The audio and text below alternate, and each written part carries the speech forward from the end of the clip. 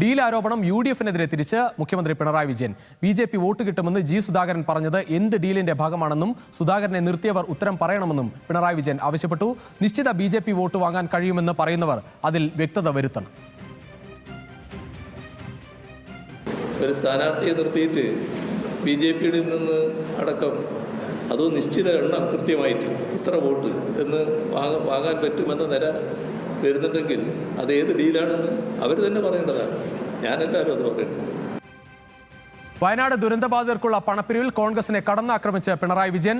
വീട് നിർമ്മിച്ച് നൽകാമെന്ന് പറഞ്ഞ് പിന്മാറിയവരുണ്ട്. ആദ്യം ലീഗ് പിന്മാറി, കുറച്ചു കഴിഞ്ഞ് കോൺഗ്രസും ആ വഴിക്ക് പോയി. വീടുകളുടെ നിർമ്മാണം സർക്കാർ പൂർത്തിയാക്കുമെന്നും പിണറായി വിജയൻ പറഞ്ഞു. പണം തരാമെന്ന് പറഞ്ഞ്, വീട് നിർമ്മിച്ച് തരാമെന്ന് പറഞ്ഞ് അവർ പിന്നെ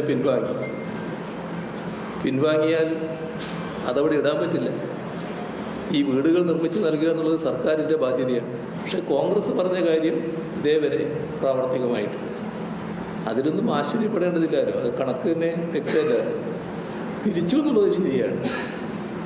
പണം ആർക്ക് കിട്ടി? ദുരന്തബാധിതർക്ക് ഇതേവരെ ഒരു സഹായവും കിട്ടിയിട്ടില്ല. അതാണ് വസ്തുത.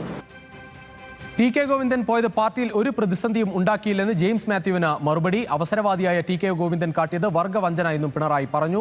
കൂടുതൽ വിവരങ്ങളുമായി അജിത് ബാബു ചേരുകയാണ്. അജിത്ത്, ഇന്ന് കോട്ടയത്താണ് പര്യടനം. കോട്ടയത്ത് 4 വേദികളിലാണ് സംസാരിക്കേണ്ടത്. എന്തായാലും മുഖ്യമന്ത്രി അതിന് മുന്നോടിയായി നടന്ന വാർത്താ സമ്മേളനത്തിലാണ് എല്ലാ വിവാദങ്ങൾക്കും പതിവ് പോലെ തന്നെ മറുപടി പറയുന്നത്. എന്തായാലും ഈ BJP CPIM ഡീൽ എന്ന ആരോപണം ഇപ്പോൾ UDF-നെതിരെ തിരിക്കുകയാണ് മുഖ്യമന്ത്രി. രജീഷ് രവീന്ദ്രൻ, ഇതൊരു പ്രധാനപ്പെട്ട രാഷ്ട്രീയ പ്രശ്നമായി, രാഷ്ട്രീയ ചർച്ചയായി ഉയർത്തിക്കൊണ്ടുവരാൻ CPM കണക്ക് കൂട്ടുന്നു. അതുതന്നെയാണ് മുഖ്യമന്ത്രിയുടെ വാക്കുകളിൽ നിന്ന് വ്യക്തമാകുന്നത്. സംസ്ഥാനത്തുടനീളം G. സുധാകരന്റെ പ്രസ്താവന ഉയർത്തിക്കൊണ്ട് അത് പ്രധാനമായും ഇക്കാര്യത്തിൽ കോൺഗ്രസ് വിശദീകരിക്കണമെന്നുൾപ്പെടെയുള്ള കാര്യങ്ങളാണ് അദ്ദേഹം പറഞ്ഞു വെക്കുന്നത്. കഴിഞ്ഞ ദിവസമാണ് ഇത്തരത്തിലൊരു പൊതുയോഗത്തിൽ G. സുധാകരൻ 50,000 വോട്ട് കോൺഗ്രസിനുണ്ട്, അത് നിങ്ങൾ ഉറപ്പിക്കണമെന്നും 5,000 വോട്ട് BJP-യിൽ നിന്ന് വരും എന്നുൾപ്പെടെയുള്ള കാര്യങ്ങൾ പറയുന്നത്. ആ തുറന്നു പറച്ചിലിന്റെ വീഡിയോ ഉൾപ്പെടെ പുറത്തു വന്നു.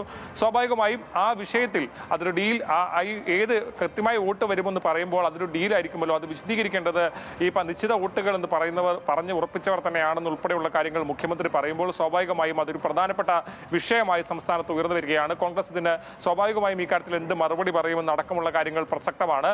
സംസ്ഥാനത്തുടനീളം ഈ വിഷയം തെരഞ്ഞെടുപ്പിൽ ചർച്ചയാക്കാൻ കൂടി CPM ഉദ്ദേശിക്കുന്നു എന്ന് വേണം മുഖ്യമന്ത്രിയുടെ വാക്കുകളിൽ നമുക്ക് വായിച്ചെടുക്കാൻ. അതോടൊപ്പം തന്നെ കഴിഞ്ഞ ദിവസം നമ്മുടെ പ്രധാനപ്പെട്ട ഈ വിഷയവുമായി ബന്ധപ്പെട്ട് ജെയിംസ് മാത്യു കണ്ണൂരിൽ നടത്തിയ പ്രതികരണം പാർട്ടിയുടെ അത്തരത്തിൽ പാർലമെന്ററി വ്യാമോഹം മാത്രമല്ല, പാർട്ടി പ്രവർത്തകർക്കിടയിൽ ആശങ്ക ഉൾപ്പെടെ ഉണ്ടായി എന്നുൾപ്പെടെയുള്ള കാര്യങ്ങളാണ് ജെയിംസ് മാത്യു പറഞ്ഞത്. നമുക്കറിയാം, പൊതുപ്രവർത്തന രംഗത്ത് നിന്ന്, സജീവ പൊതുപ്രവർത്തന രംഗത്ത് നിന്ന് ഉൾപ്പെടെ മാറി നിന്ന സംസ്ഥാനത്തുടനീളം സ്വീകാര്യതയുള്ള ഒരു നേതാവിന്റെ ആ തുറന്നു പറച്ചിൽ വലിയ ചർച്ചയാകുകയും ചെയ്തിരുന്നു. അക്കാര്യത്തിലാണ് പ്രശ്നത്തിൽ പാർട്ടിക്ക് തരത്തിലുള്ള തിരിച്ചടിയും ഉണ്ടാകില്ല എന്നും ആ കാര്യങ്ങൾ ഇത്തരത്തിൽ വർഗവഞ്ചനയാണ് കാട്ടിയതെന്നുൾപ്പെടെയുള്ള കാര്യങ്ങളാണ് മുഖ്യമന്ത്രി പറഞ്ഞത്. TK ഗോവിന്ദന്റെ ഭാഗത്തു നിന്ന് അത്തരത്തിലുള്ള നിലപാടാണ് ഉണ്ടായത്. ഏതാണെങ്കിലും അത്തരക്കാരെ ജനവും മണ്ഡലവും തള്ളിക്കളയുമെന്നും പിണറായി വിജയൻ ഇന്ന് പത്രസമ്മേളനത്തിൽ പറഞ്ഞു. അതോടൊപ്പം തന്നെ രുചീഷ് നേരത്തെ സൂചിപ്പിച്ചതുപോലെ തന്നെ ഈ ദുരിതബാധിതരുടെ വിഷയം ഇന്നും മുഖ്യമന്ത്രി പത്രസമ്മേളനത്തിൽ സജീവ ചർച്ചയാക്കി. ആദ്യം ഈ വിഷയത്തിൽ മുണ്ടക്കൈ ചൂരൽമല വിഷയത്തിൽ നിന്ന് ലീഗ് പറഞ്ഞ വാഗ്ദാനങ്ങളിൽ നിന്ന് പിന്നോട്ട് പോകുന്ന സാഹചര്യം ഉണ്ടായി. പിന്നീട് കോൺഗ്രസും ആ വഴിക്ക് പിന്നോട്ട് പോയി.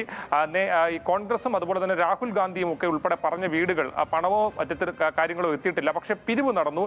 ആ പിരിച്ച പണം എവിടെയാണെന്ന് അറിയില്ല. ഏതാണെങ്കിലും സർക്കാർ ഇക്കാര്യങ്ങൾ പൂർത്തിയാക്കുമെന്ന് കൂടി മുഖ്യമന്ത്രി പറയുന്നു. അതാണെങ്കിലും സംസ്ഥാന തലത്തിൽ ഈ വിഷയവും സജീവമായി ചർച്ചയാക്കാൻ CPM ഉദ്ദേശിക്കുന്നു. കഴിഞ്ഞ ദിവസങ്ങളിലെല്ലാം ഇക്കാര്യവുമായി ബന്ധപ്പെട്ട പ്രതികരണങ്ങൾ ഉണ്ടായിരുന്നു. ഇന്നും അത് വീണ്ടും ചർച്ചയാക്കുകയാണ് മുഖ്യമന്ത്രി.